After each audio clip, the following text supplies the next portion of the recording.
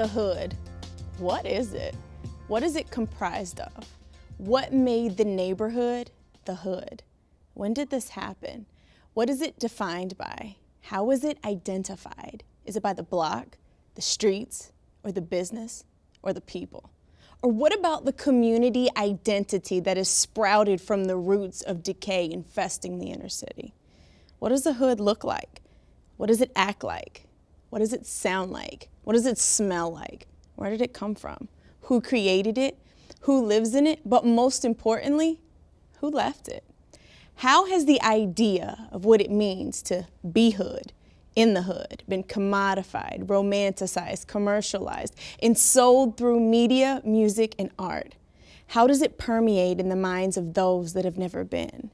How has media discourse in the United States created a racial identity and a script for how to act for outsiders around the idea of poverty in the hood? Finally, how does it affect the way all racial minorities are treated, whether they currently live or have ever lived in the hood?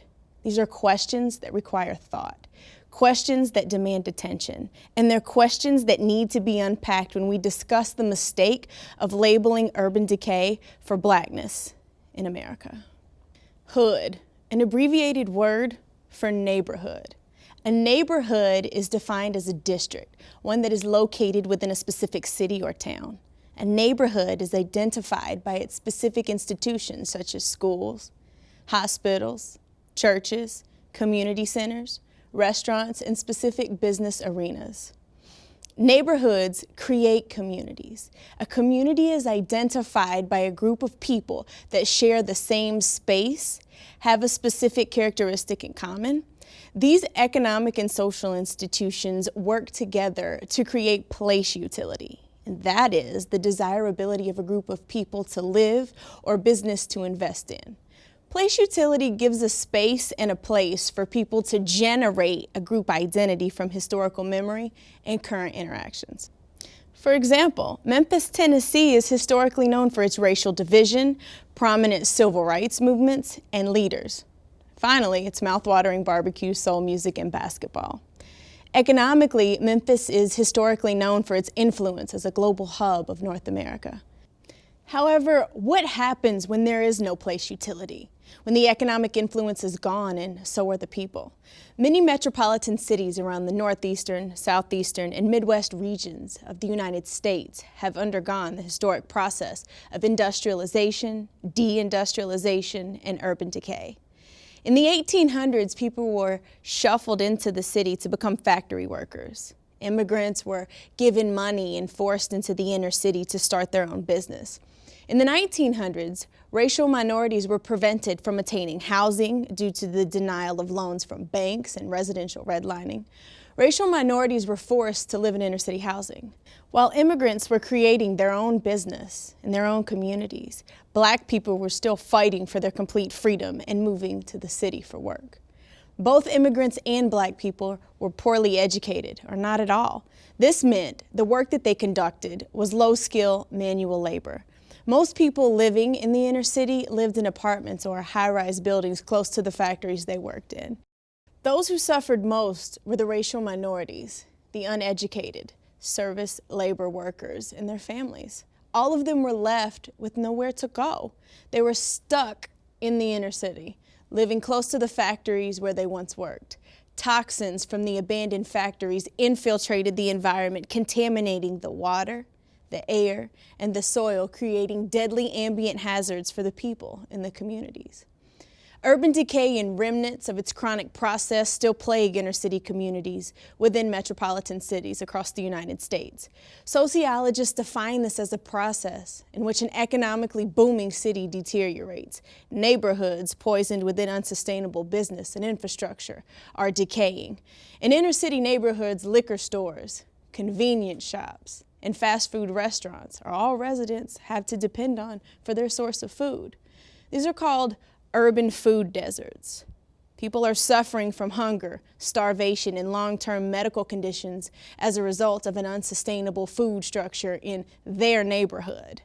The presence of a food desert is only a fraction of a larger mosaic. Accompanying food deserts are dialysis and plasma centers, which essentially allow people to sell their body fluid for a small fee. Rather than banks, communities suffering from urban decay are overwhelmed with pawn shops and payday advance centers. Welcome to the hood. As serious as the ramifications of living within the confines of urban decay are, many institutions use these neighborhoods as tools for separate agendas. City and government officials use them and people living within them as speaking points or references in debates about social problems facing the city. People surviving within these neighborhoods are televised as unsafe, greedy, lazy, and wanting a handout. For private investors and urban developers, these neighborhoods are targets for the deconstruction and rebuilding of a new community. For nonprofits, these communities act as tools of awareness to raise money for a specific cause. For churches, they are neighborhoods needing community service and are ready for holiday food baskets. Photographs are taken of the hungry bodies and empty pockets. Pictures saturate social media and create trends for topics of discussion.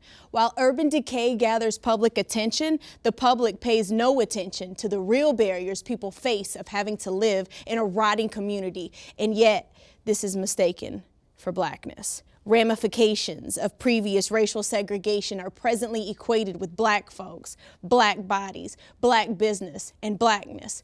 Crime, poverty, hunger, and declining neighborhoods are all publicized as something resulting from the presence of Black folks. From the 1600s through the 1800s, Blacks were physically and mentally enslaved. From the mid-1800s to the mid-1900s, Negroes were economically and politically enslaved. Systemic practices, those deriving from law and public policy, prevented African Americans from making strides in education, gaining their rights as full citizens, acquiring equal pay, and gaining access to fair housing.